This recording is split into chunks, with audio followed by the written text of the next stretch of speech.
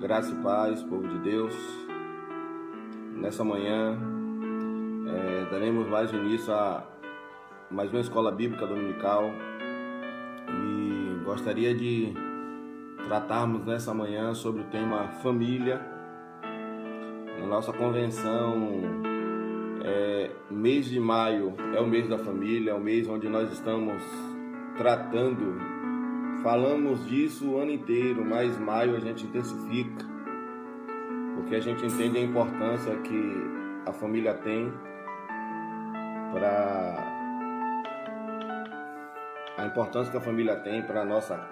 a sociedade como um todo, né? Ela é a base da sociedade, então a gente vai tratar desse assunto hoje e falaremos sobre o seu lar, né? Um pedaço do céu, em meio a essa sociedade pós-moderna, essa enxurrada de informações, nesse tempo em que a sociedade informa que não existe verdade absoluta, existe pontos de vistas, mas nós que cremos na palavra de Deus, nós cremos sim, que existe a verdade absoluta, que é a palavra de Deus. Passarão os céus e a terra, mas a palavra do Senhor jamais haverá de passar. E como obter o céu no seu lar? Não é? Como caminhar segundo os propósitos de Deus, para que o meu lar seja uma bênção, para que a minha casa seja um ambiente de paz, de alegria, de ministração da palavra, aonde as pessoas que ali habitam sejam pessoas transformadas pelo Espírito Santo de Deus.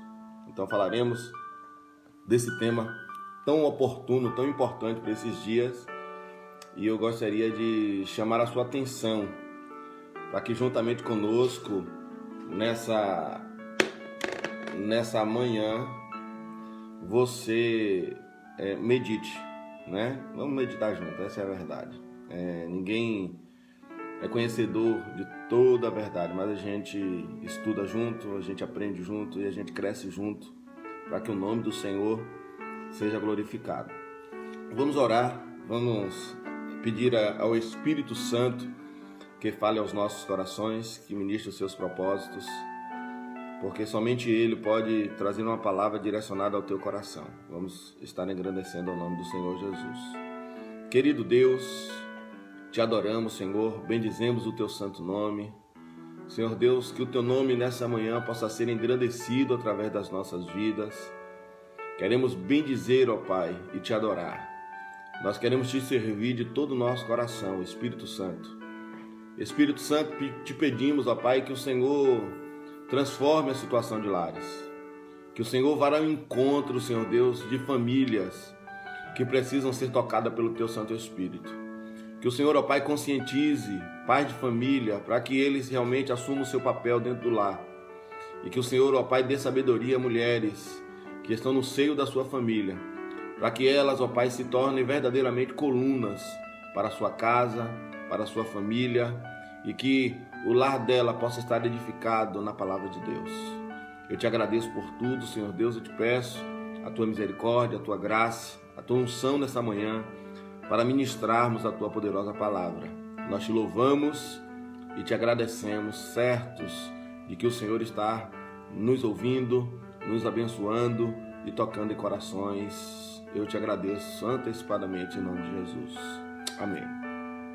Então, amados, falaremos sobre como obter o céu no nosso lar, nesse ambiente pós-moderno. Para que a gente possa avaliar, primeiramente a gente tem que entender o que é família. Mas vamos ler um texto da palavra de Deus que está em Efésios, capítulo 5, versículo 22 a seguir. Diz assim a palavra do Senhor. 22 e 23 leremos agora como texto base da nossa palavra de reflexão. Diz assim a palavra de Deus. Esposas, que cada uma de vocês se sujeite ao seu próprio marido, como ao Senhor. Porque o marido é o cabeça da esposa, como também Cristo é o cabeça da igreja, sendo ele próprio Salvador do corpo. Então esse é o texto base para falarmos sobre esse tema tão importante nessa manhã.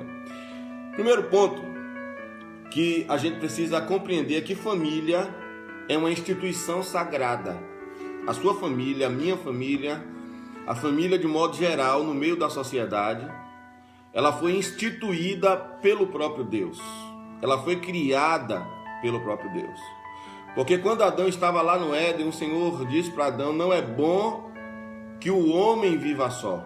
Far-lhe-ei uma adjuntora que lhe seja idônea, que lhe seja compatível, que lhe seja semelhante.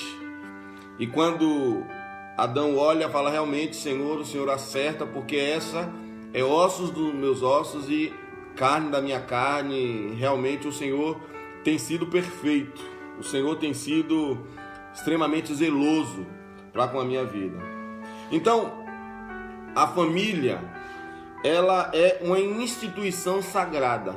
Primeiro ponto que a gente precisa entender no processo é que a família foi instituída, formada por Deus, e que a atmosfera moral e religiosa da sociedade ela se dá pela realidade que as famílias estão vivendo.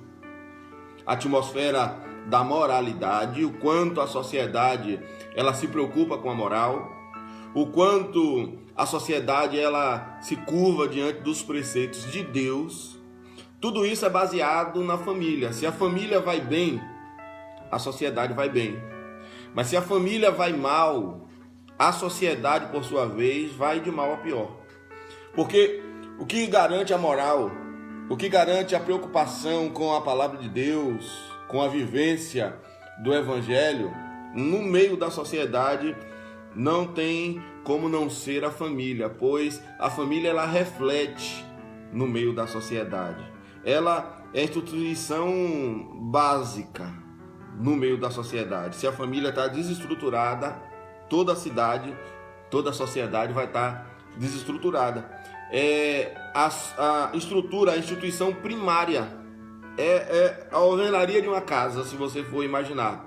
É a base, o alicerce de qualquer ambiente. A família, para a sociedade, ela é essa base, essa estrutura. E a gente percebe que existem alguns problemas no dia a dia, na formação da família. Porque existe o pensamento do autoritarismo, e a gente sabe que isso foi um problema por muito tempo comum e ainda é presente nos dias atuais, onde alguns acham que para conduzir a sua família deve se conduzir com autoritarismo, e isso a gente dá mais por homens. É um pensamento machista, às vezes de autoridade máxima, querendo ser às vezes a última voz, e a gente vê que isso tem silenciado muitos filhos, isso tem silenciado muitas esposas, ou às vezes quando é da esposa com o marido e filhos, isso silencia também e gera um caos, porque não abre no seio da família um ambiente para definir alguns pontos. Não abre no meio da família um espaço para discutir alguns temas que precisam ser discutidos. Muitas vezes filhos não têm espaço para ter um diálogo direto com os pais, porque é tudo muito por meio do autoritarismo. Você tem que fazer o que eu mando. E nem sempre esse autoritarismo ele vem acompanhado do exemplo, porque a gente lembra da velha ditado popular que diz assim: ó, faço o que eu mando, mas não faço o que eu faço. Porque entre o mandar e o executar, ou realizar, ou ser exemplo, eram duas coisas totalmente diferentes.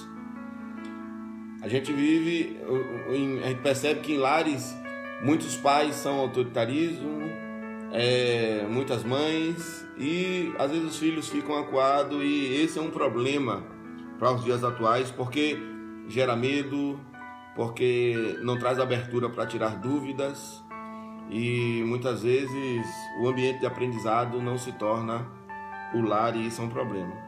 A gente percebe outro problema no meio da formação dos lares, que é uma espécie de culto exclusivista, ou onde eu quero ser o personagem principal, ou que cada integrante não pode prejudicar aquilo que eu sonhei. não tem, é chamado de hedonismo. Por quê? Porque as pessoas se colocam no centro da família. Às vezes, pais querem que os filhos sigam seus sonhos, quer que os seus filhos sejam aquilo que ele não foi. Mas os filhos, eles não querem trilhar pelos caminhos, muitas vezes, que os pais definiram para eles. E a gente vê que existem muitas mulheres que queriam ter uma posição na sociedade e aí refletem no filho contra gosto. E aquilo se torna um problema, porque o que está ali em jogo não é a felicidade da família. O que está em jogo são os interesses daquela pessoa, totalmente egoísta, voltado para satisfazer o seu próprio ego, e isso tem sido um problema também nos dias atuais. A gente tem que ter a sensibilidade de entender que cada integrante da família, ele tem um papel, ele tem um sonho, ele é uma pessoa, e que ele é capaz de pensar e ter gosto diferente do outro, e que deve ser respeitado nesse ambiente familiar. Mas o que acontece nesses dias e que é muito compatível com o que já acontecia anteriormente, se a gente observar biblicamente, já era um problema que existia. Se a gente olhar historicamente, era um problema que já existia, é a desvalorização da mulher. É algo que afeta muito na formação de lares, não é? Para que lares possam ser abençoados. Isso é um problema muito velho, um problema antigo, um problema cultural. Se a gente olhar no judaísmo, a gente vai perceber que as pessoas começam a descrever, e a gente vê na multiplicação dos pães e dos peixes, o escritor, ele não conta as mulheres. Ele fala assim: o Senhor alimentou mais 5.000 homens, ou mulheres e crianças. Ali não está naquela contabilidade. Então, naquele tempo, era um tempo onde se excluía as mulheres, e as mulheres não se contavam, nem mulheres nem crianças. Então existia uma desvalorização da mulher, ainda lá há mais de 2.000 anos atrás, na cultura judaica. E observem que alguns judeus, eles faziam a oração de agradecimento a Deus, agradecendo por 3 motivos: por não ser pagão, agradeciam por não serem escravos, não nascerem escravos, e agradeciam por ter nascido homem, não ter nascido mulher. Então, na cultura judaica já existia uma desvalorização do papel feminino. E isso vinha também de outras culturas que influenciavam o mundo antigo. Porque os gregos, eles tinham um pensamento de que as mulheres não deveriam se envolver, a mulher deveria falar pouco, o mínimo possível. As mulheres deveriam ficar no seu papel, tinham papel definido para mulheres na cultura grega. E eu anotei uma palavra de Demóstenes, que ele falou o seguinte: as prostitutas são para o prazer, as concubinas são para o sexo, e as esposas são para os filhos legítimos. Olha o que esse grego ele escreve no meio da sociedade, o que é que ele ensina, o que é que ele argumenta, como enxergava os gregos naquela época as mulheres. Ou seja, tinha um papel definido: mulheres são reprodutoras e nada mais, ou para dar prazer. Então existia há muito e muito tempo atrás a desvalorização da mulher. Roma, Sêneca, ele escreveu acerca do período bíblico e até anteriormente, que as mulheres, elas casavam-se para divorciar e divorciavam-se para casar novamente. Existem históricos na cultura romana que mulheres em 5 anos, um período de 5 anos, casou-se 8 vezes. Tem registro que mulheres já estavam no seu 23º casamento. Isso era uma desvalorização da mulher na cultura romana. E a gente percebe que na cultura judaica, o homem, ele poderia se desvincular da mulher por qualquer coisa. Qualquer coisinha o homem poderia largar. Até se botasse sal demais na comida, aquele homem tinha o direito, diante da cultura judaica, de abandonar as suas mulheres. Mas e hoje? Quais são os impactos da pós-modernidade no meio da família? Por que é que muitas vezes nós não temos um céu no nosso lar? Por que é que muitas vezes o nosso lar não é um fruto daquilo que o Senhor sonhou para as nossas vidas? Nesses dias a gente tem visto uma inversão nos papéis. A gente não sabe mais qual é o papel do homem nessa sociedade pós-moderna, qual é o papel da mulher. Existe uma inversão de valores, uma inversão de papéis. O homem não é mais o cabeça, a mulher não é mais a líder do lar. Então, existe uma confusão muito grande. Quando a gente olha o Código Penal brasileiro, a gente tem uma percepção, parece que o Código Penal brasileiro não vê diferença ou não consegue detectar entre qual é o papel do homem e qual é o papel da mulher. Hoje a gente vê essa sociedade pós-moderna implementando ou tentando implementar na família algo totalmente novo, inusitado, ou seja, destruindo as bases da família. Tem um rapaz chamado Vitor Zapparoli, ele é um ativista LGBT, ele tentou candidatura pelo PCdoB como deputado federal, não lembro em que estado, se foi Rio de Janeiro, se foi São Paulo, mas ele tentou.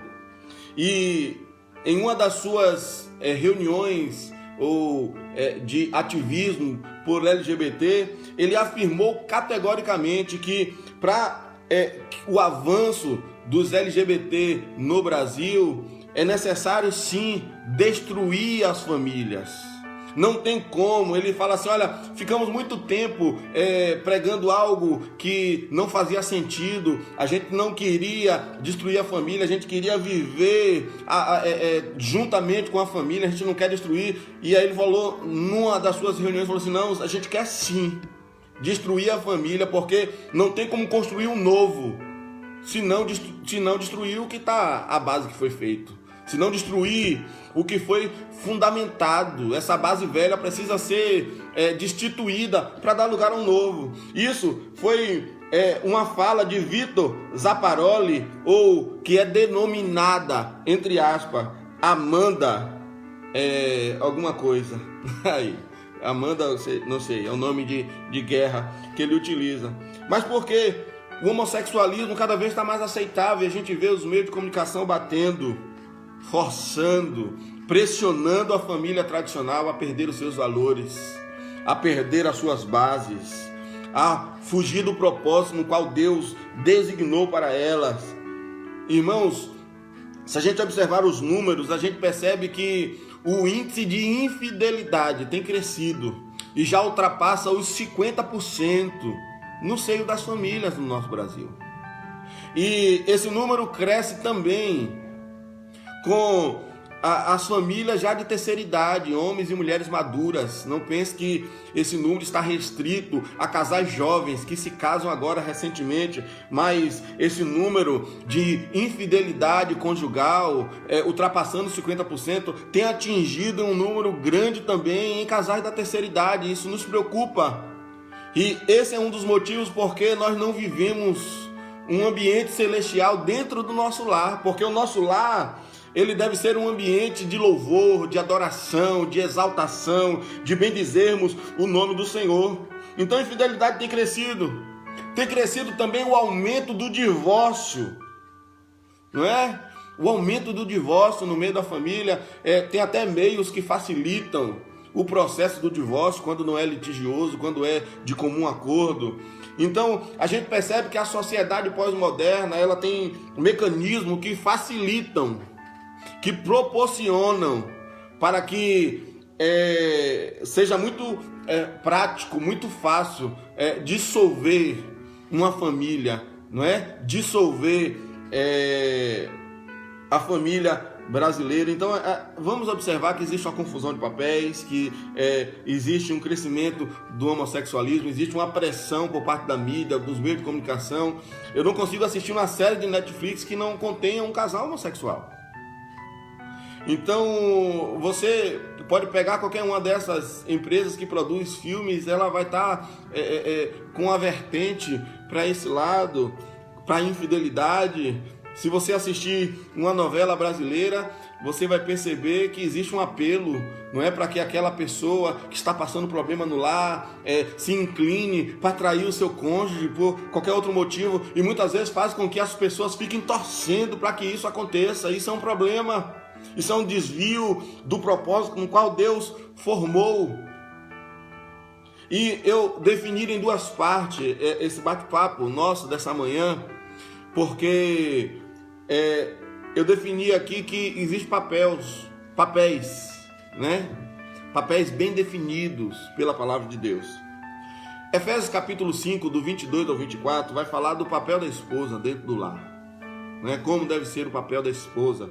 A Bíblia, ela, graças a Deus, ela é muito clara em nos alertar acerca dos papéis. São tudo muito claro, muito bem definido. E diz assim Efésios 5, do 22 ao 24: Vós, mulheres, sujeitai a vossos maridos como ao Senhor, porque o marido é o cabeça da mulher, como também Cristo é o cabeça da igreja, sendo ele próprio o salvador do corpo, de sorte que, assim como a igreja está sujeita a Cristo, assim também as mulheres sejam em tudo sujeitas aos seus maridos.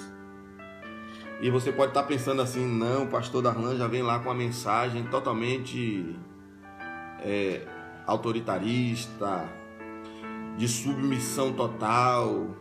Eu vou te esclarecer essa palavra de Deus, porque esse é o papel da mulher. São a definição da palavra de Deus em relação a todas as mulheres, para que o nosso lar seja uma bênção. E é o seguinte, amados, a gente precisa lembrar que no nosso lar existem os deveres e os direitos de ambos dentro do próprio lar, não é? Porque são muito lembrados os deveres, os direitos a gente deixa de lado. Olha, é sua obrigação. A gente tem muito isso dentro da nossa casa. Olha, é sua obrigação, esse é o seu papel, cumpra a sua parte. A gente tem o hábito de cobrar, não é? Faça a sua parte, esqueça a minha. Mas, amados, no lar existe deveres e existe direitos. Ambos dentro do lar devem cumprir o seu papel de direitos e deveres. E aí, amados, eu foquei sobre a palavra submissão, que a Bíblia fala acerca da mulher. De que forma a mulher deve exercer a submissão? E eu comecei a anotar algumas coisas acerca da submissão. E a primeira coisa que eu notei é que submissão, ao contrário do que muita gente pensa, tem até um bloqueio, não é inferioridade. A submissão jamais, irmãos, pode ser encarada como inferioridade. A mulher ser submissa ao esposo não quer dizer que ela está abaixo do esposo. Não quer dizer que ela deve ser pisada pelo seu cônjuge. Pelo contrário, a mulher ela tem um papel de encorajar. A mulher ela tem um papel de apoiar o seu esposo nos seus projetos, nos seus sonhos. Esse é o papel da mulher no seio da sua família. Então, primeiro ponto que eu quero que você, mulher, guarde no seu coração é que submissão não é inferioridade. Você não é menor do que o seu esposo. Você não é inferior. O seu esposo não está por cima e você está por baixo. Não é isso que a palavra de Deus está dizendo, porque leia comigo Gálatas 3:28 para você ver. Eu vou ler aqui para você. Fala o seguinte: nisto não há judeu nem grego, não há servo nem livre, não há macho nem fêmea, porque todos vós sois um em Cristo Jesus. Você entende o que a palavra de Deus está dizendo em Gálatas? Paulo escrevendo aos irmãos de Gálatas, que tanto a mulher como o homem, tanto macho como fêmea, são um na pessoa de Cristo Jesus. Ou seja, o homem não é superior à mulher. O homem não está acima da mulher. A Bíblia está dizendo para você que não existe diferença para o nosso Deus. O nosso Deus enxerga tanto o homem quanto a mulher de maneira igual, de maneira similar, não é? Não tem judeu nem grego, nem servo nem livre, nem macho nem fêmea, porque todos sois um em Cristo Jesus. Eu glorifico a Deus porque Ele não faz distinção. Isso é coisa do homem. fazer separação, fazer julgamentos, mas não é do coração de Deus, porque Deus olha para você, para sua esposa, para o seu esposo, para o seu filho, de forma igualitária. Não existe julgamentos diferentes para o nosso Deus. E o que é submissão? Ainda vai além do não ser inferior. A submissão, diz a palavra de Deus, que não é uma obediência incondicional. Eu tenho que obedecer em tudo. Tudo que disser eu tenho que fazer como alguém que não raciocina, alguém que não reflete. Não, irmão. A submissão, ela não pode ser de maneira nenhuma uma obediência incondicional. Sabe por quê? Porque a esposa, ela não é a escrava ou serva do marido. O homem não pode abusar da posição de cabeça do lar, de líder, de aquele que administra a sua casa, para abusar da sua função de marido. Então a mulher não é escrava, não é serva, não é? A gente já leu em Gálatas que para o Senhor não há escravo nem livre, não é? Não há grego nem judeu, não há macho nem fêmea, mas todos são um, e a gente percebe que Deus nivela todos no mesmo nível. Queria mandar um abraço para o pastor Judson, do Extremo Sul, que está aqui conosco, nos assistindo nessa manhã. Me sinto honrado pela sua presença, meu irmão. Mas não é serva. A autoridade do marido não é ilimitada. Entenda isso. Você que é marido, que está ouvindo essa palavra, a sua autoridade, ela não é ilimitada. Existe um limite para a atuação da sua autoridade dentro do seu lar. E o seu limite é o limite que vai até o ponto que você obedece a Deus. Sua autoridade, ela permanece enquanto você obedece ao Senhor. Enquanto você está observando os estatutos da palavra de Deus, enquanto você obedece isso, vai tudo bem. Porque o próprio versículo 22 de Efésios 5 fala aqui assim, mulher, seja submissa ao seu marido como ao Senhor. Então o Senhor, ele está aí em patente máxima, é como ao Senhor. Então sejais submissas ao seu esposo, como ao Senhor. Ele precisa ser submisso ao Senhor, e aí você vai se submeter a Ele. Porque se a proposta dele para a sua vida fere os princípios da palavra, então a proposta dele deve ser descartada. Porque primeiramente você serve a Deus. Tá bom? Então isso é muito claro na palavra de Deus. Vamos ver o que diz 1 Coríntios capítulo 10, versículo 31.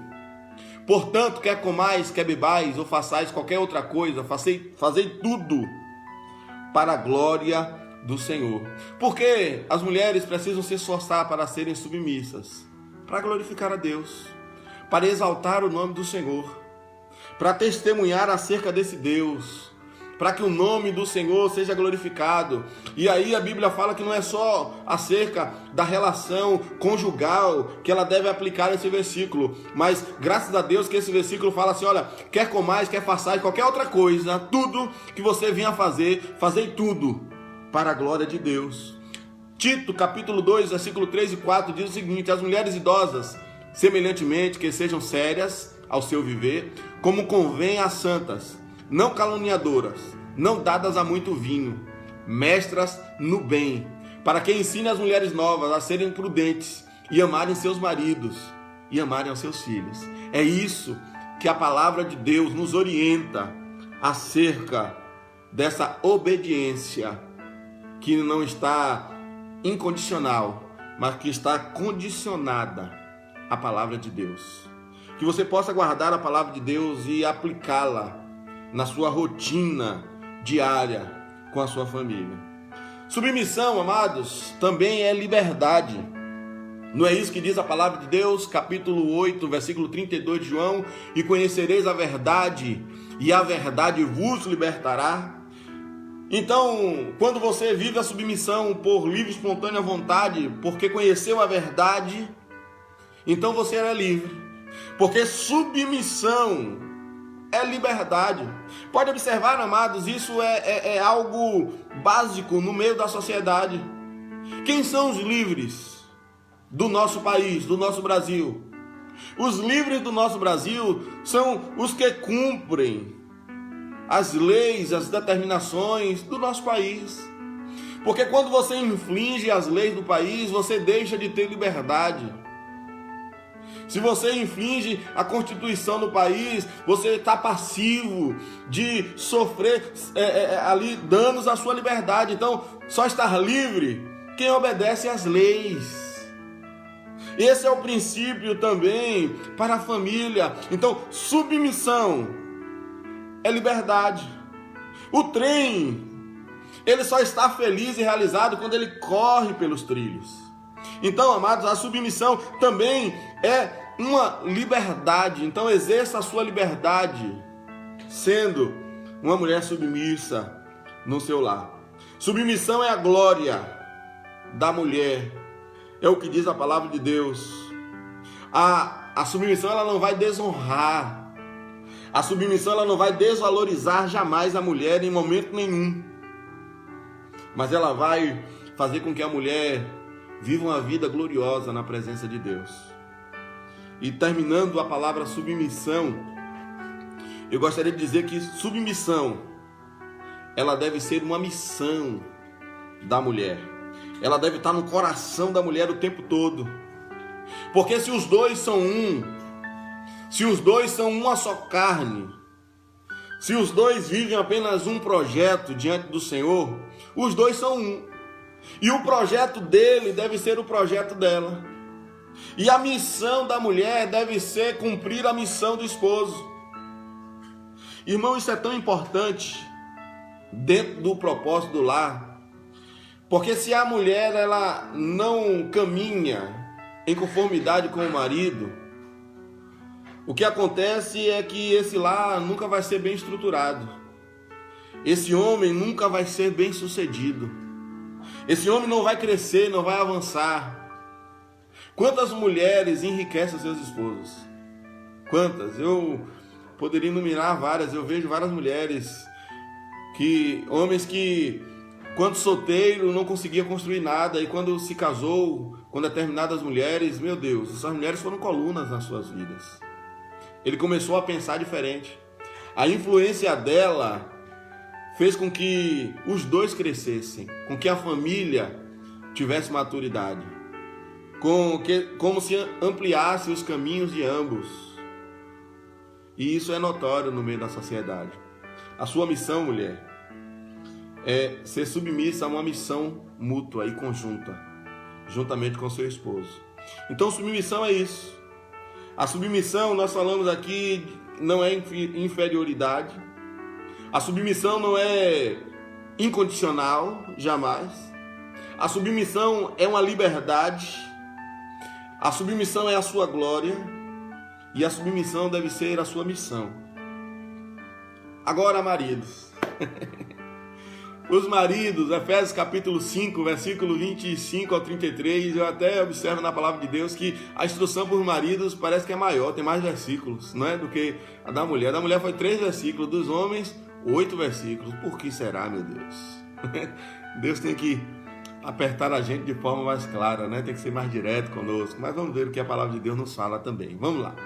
Vós, maridos, amai as vossas mulheres, como também Cristo amou a igreja, e assim mesmo se entregou por ela, para santificar, purificando-a com a lavagem da água pela palavra, para apresentar a si mesmo igreja gloriosa, sem mácula, nem ruga, nem coisa semelhante, mas santa e irrepreensível.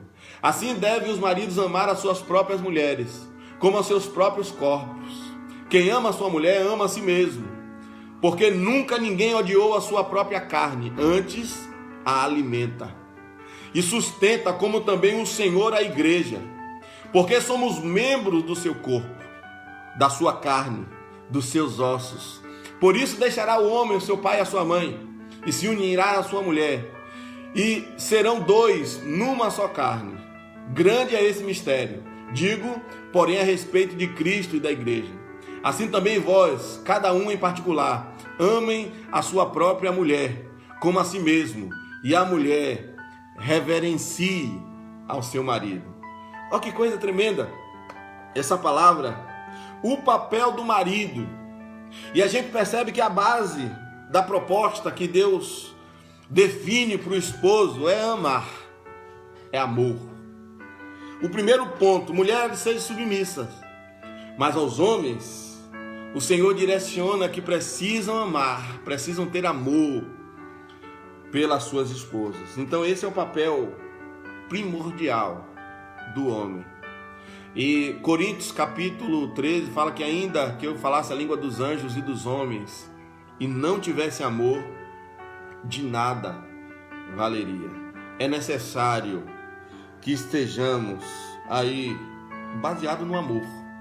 Ame a sua esposa. E o amor é algo que você escolhe.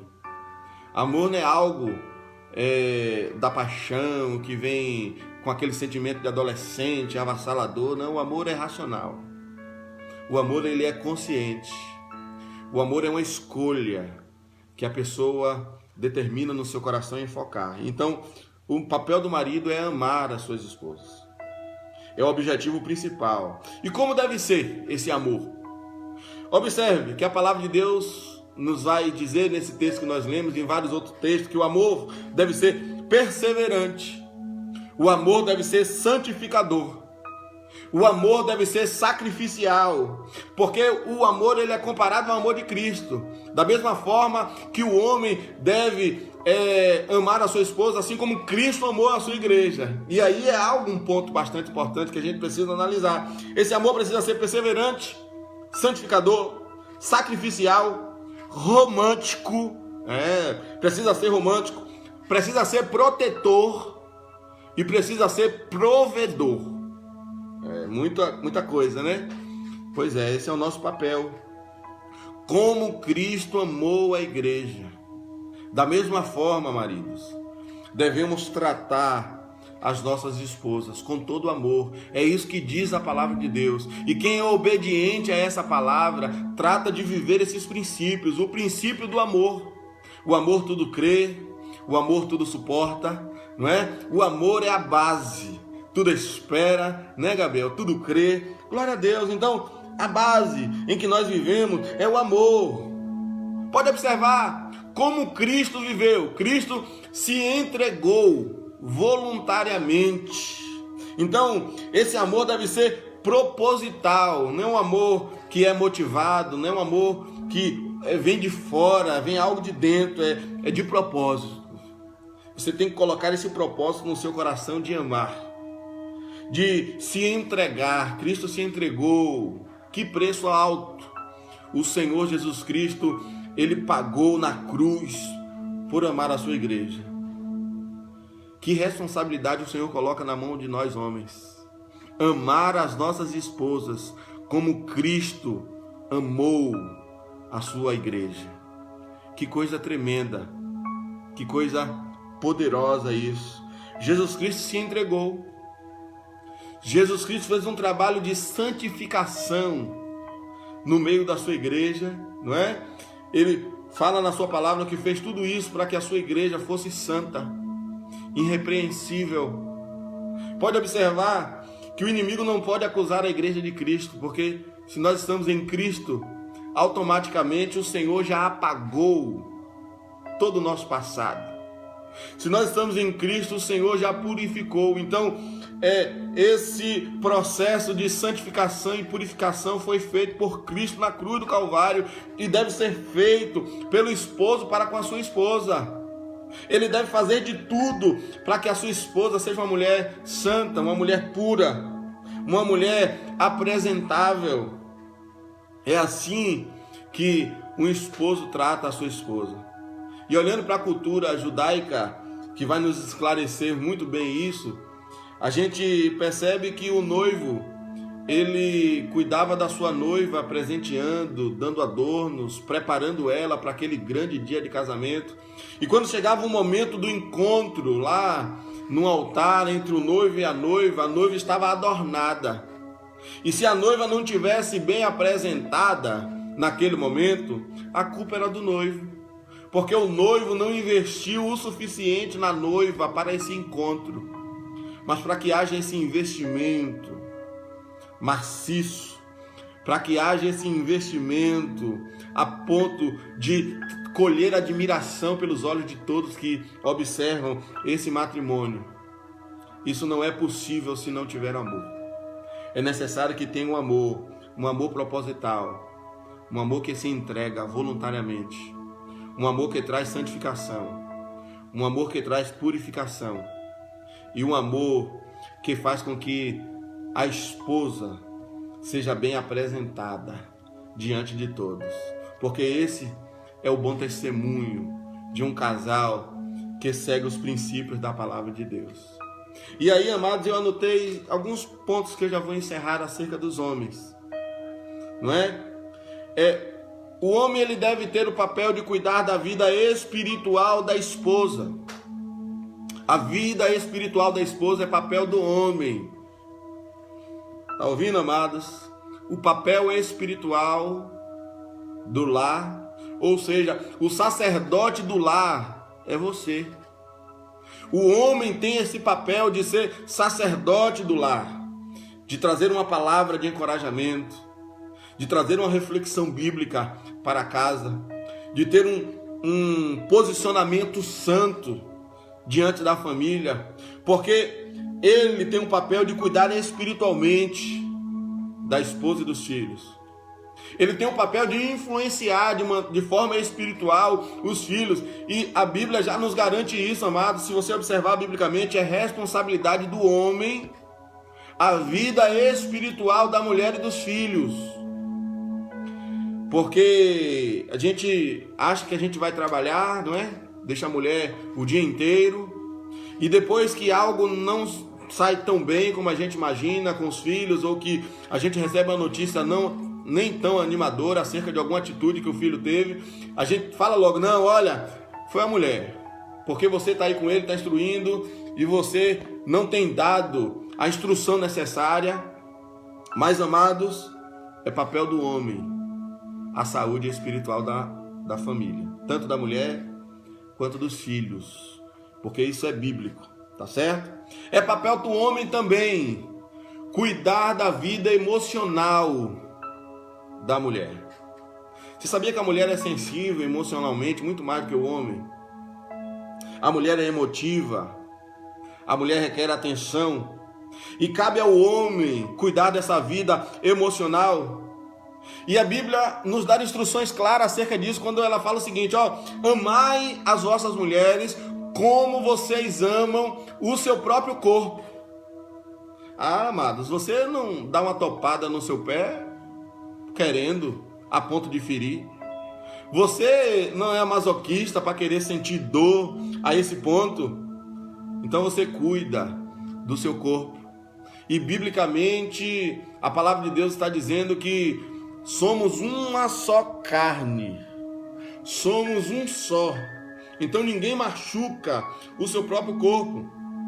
Saúde emocional da mulher é muito importante. O homem, ele não pode abusar da sua esposa, jamais. Ele tem que conservar a sua esposa. Ele tem que amar a sua esposa, é o que diz a palavra. Então isso não cabe abusos. Quantas mulheres a gente percebe que está descuidada, perderam o interesse de se arrumarem, ou não tem investimento por parte dos homens para que ela possa se arrumar, para que ela possa se perfumar, para que ela possa se vestir e se sentir bem. É papel do homem cuidar em todos os aspectos, e principalmente do emocional.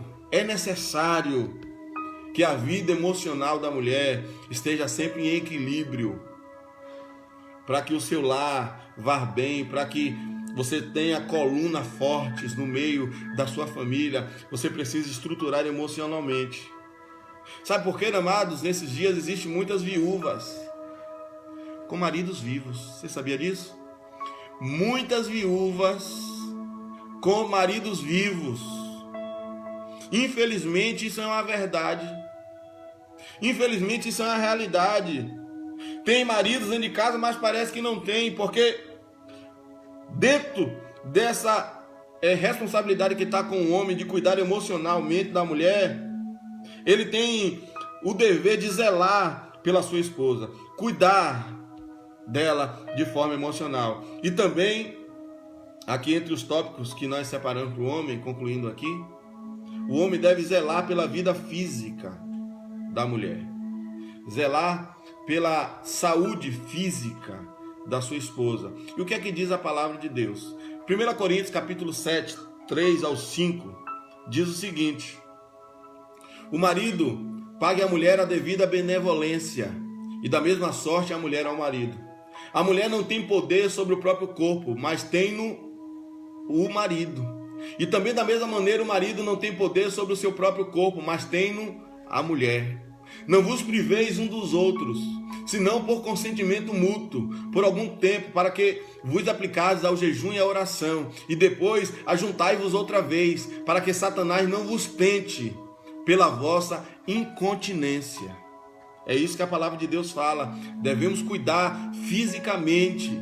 E isso aqui abre, assim, uma prerrogativa enorme, porque em todas as áreas, área sexual, área física, em todas as áreas, é papel que um cuide do outro, não é? Que um dê atenção ao outro. O corpo da mulher é do marido, o corpo do marido é da mulher, ambos são uma só carne. Eu cuido do seu corpo, porque esse corpo é o meu corpo, e você cuida do meu corpo, porque o meu corpo é o seu corpo. É isso que diz a palavra de Deus. Provérbios, capítulo 5, vamos ver a partir do 15, para encerrar essa palavra, o que é que diz a palavra de Deus? Bebe água da tua fonte, e das correntes do teu poço. Derrama-se as tuas fontes por fora, e pelas ruas os ribeiros de águas. Sejam para ti só, e não para os estranhos contigo. Seja bendito o teu manancial, e alegra-te com a mulher da tua mocidade. Como serva amorosa e gazela graciosa, os seus seios te saciem todo o tempo, e pelo seu amor sejas atraído perpetuamente. Porque, filho meu, te deixarias atrair por outra mulher, e te abraçarias o peito de uma estranha. Isso fala da traição, do propósito de Deus para a mulher. Existem homens que muitas vezes deixam de proporcionar prazer às suas mulheres e vão dar prazeres às outras. E a palavra de Deus não concorda com tais fatos. O que é que nós vivemos nesses dias? Só encerrando. Falência das virtudes, dos valores, enfraquecimento da família de todos os modos, não é? Nessa sociedade pós-moderna, pressão por todo lado, a mídia pressionando a família para enfraquecer os seus valores, uma explosão de divórcios acontecendo mundo afora. O mundo é cada vez mais terrível.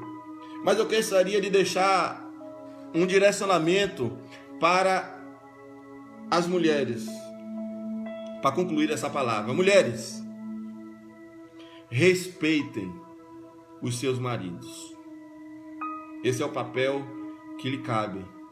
Ser submissas, respeitar os seus maridos. Mas eu quero dizer algo também para os maridos nessa manhã. Maridos, mereçam o respeito das suas mulheres. Conquistem esse respeito.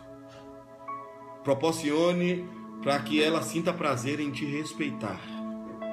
Seja um exemplo dentro da sua casa. Um sacerdote que cuida da vida espiritual, que cuida da vida emocional, que cuida das necessidades físicas da sua família, porque esse é o seu papel. Que ama de entrega total, que ama a ponto de dar a sua vida pela sua família. Mulheres, respeitem seus maridos, e maridos, conquistem o respeito das suas mulheres. Que coisa boa, né? Se as mulheres respeitarem e se os maridos trilharem por caminhos em que proporcionam também o respeito mútuo. Que Deus possa estar abençoando a vida de vocês, que Deus possa fortalecer a sua família, que a sua casa se torne um pedacinho do céu, mesmo diante dessa sociedade pós-moderna. O mundo pode dizer que não existe verdade absoluta, mas eu quero te falar algo que você já sabe: viva pela poderosa palavra de Deus, porque essa é uma verdade absoluta. Passarão os céus e a terra, mas a palavra de Deus jamais haverá de passar. Gostaria de orar por você, pela sua casa neste momento, apresentando a sua vida ao Senhor. Ore comigo. Amém? Querido e eterno Deus, eu te apresento este lar, ó Pai, essa casa. Espírito Santo, de repente, esses dias pode ser que não estejam vivendo, ó Pai, o céu dentro do lar dele, dentro do lar dessa pessoa, ó Pai.